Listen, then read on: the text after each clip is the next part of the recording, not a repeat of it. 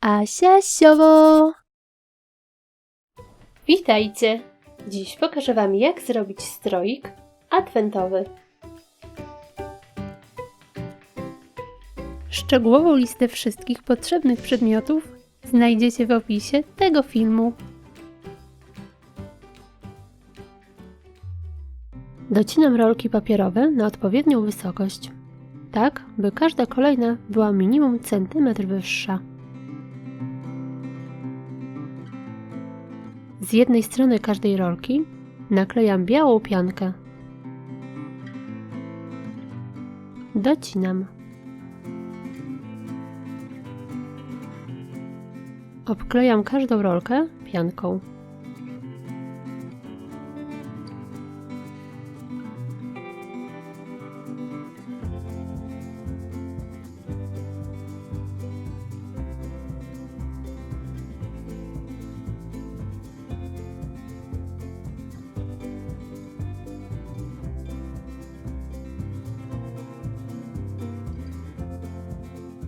Na dole każdej świecy mocuję sztuczną choinkę.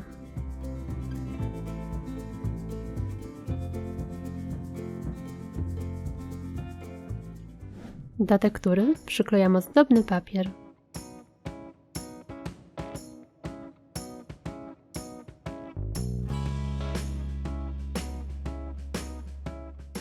Następnie brzegi obklejam sznurkiem dekoracyjnym.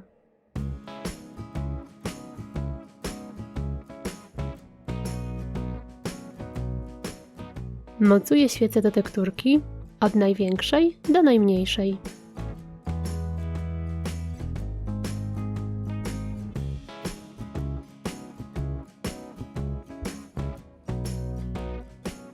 Na koniec na świecach układam światełka. I gotowe! Taki stroik umili nam odliczanie czasu do świąt Bożego Narodzenia. Do obklejenia papierowych rolek zamiast pianki możecie użyć filcu lub papieru. Zajrzyjcie na mój kanał, gdzie znajdziecie inne propozycje na stroiki adwentowe. Pozdrawiam! Pa, pa!